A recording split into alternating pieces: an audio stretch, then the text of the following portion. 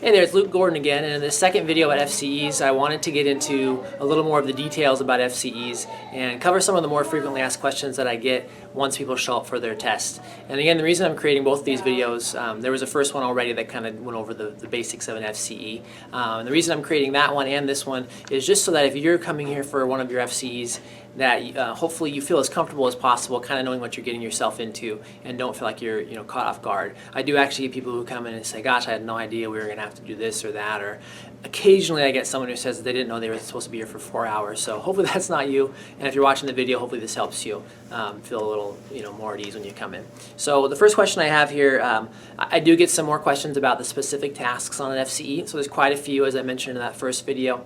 But again, we're going to test things like the repetitive use of your hands, things like flipping blocks, grip strength, reaching at various levels, so kind of like at your waist height, at shoulder height, and then at overhead. Those are some common ones. One of the bigger things that we test is your lifting and carrying abilities. There's 3 types of lifts. The first one is where you're lifting a crate from your waist level, so kind of like your arms at your sides, down to the floor and back. The second type of lift is where you're lifting from the waist level up to your shoulder level, so about like here. And then the third lift is from your shoulder level up overhead. So those are the 3 lifts. And then we also test a 2-handed carry. So those are big test items. Other ones are including things like walking up and down stairs, kneeling, crouching, crawling, bending forward repetitively, stuff like that.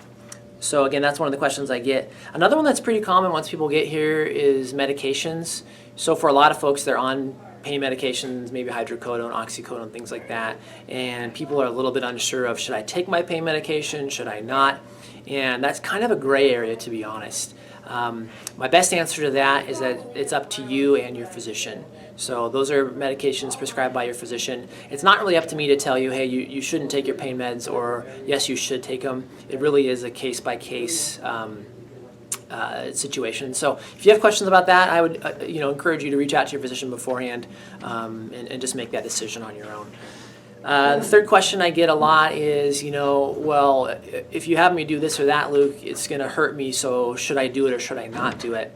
And what that kind of bleeds into is how much pain is normal for an FCE and how do I keep you safe? And my best answer for that is that with my training and background as a physical therapist and then my additional training as an FCE kind of practitioner, is that it's my job to kind of look for the signs in terms of your pain level and your history and medical findings to determine what's safe and what's not safe for you.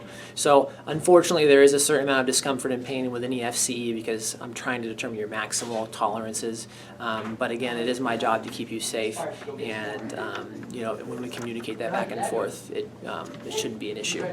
So there's kind of a roundabout answer to how much pain you'll have, but again, it's different for everybody. But I won't torture you, I promise you that. 1-day FCEs and 2-day FCEs. So most commonly I see folks for a 1-day FCE, it's a 4-hour test, and we cover all those things I was mentioning before. Once in a while I do a 2-day FCE, and that's usually more by request.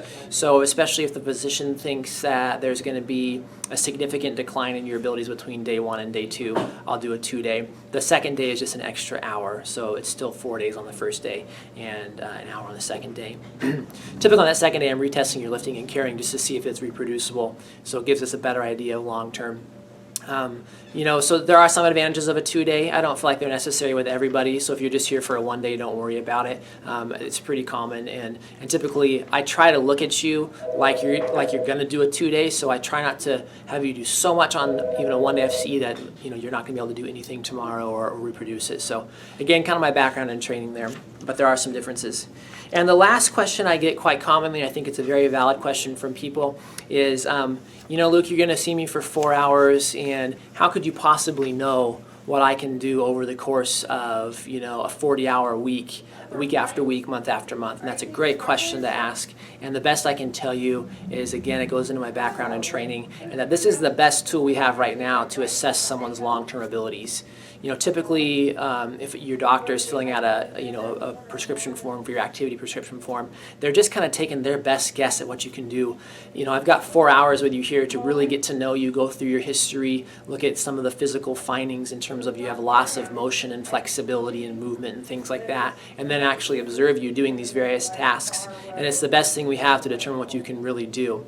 ideally, if you really wanted to tell what someone can do over the course of a prolonged period, you've got to follow them around for days on end, and it's just, unfortunately, it's not feasible. It just can't be done within the system. So, again, that's a great question to ask, and hopefully whoever's referring you here has some trust in me that I know what I'm doing and that we've seen good results with these. So, again, that's my best answer to 5 really commonly asked questions. And just like in the last video, if you have any questions before your FCE that I didn't cover in these videos, or you want to just touch base with me before you come in, I'm happy to answer your phone call. So just call the clinic, 509-892-5442. Because again, my goal is just that you feel as comfortable as possible coming in here for your test, and hopefully you can kind of lower your anxiety level and just know that it's just something that is a useful tool as part of your claim, and you just do your best and hopefully have a positive experience here. So again, feel free to contact me if you need anything else, and otherwise I'll probably see you soon. Thanks.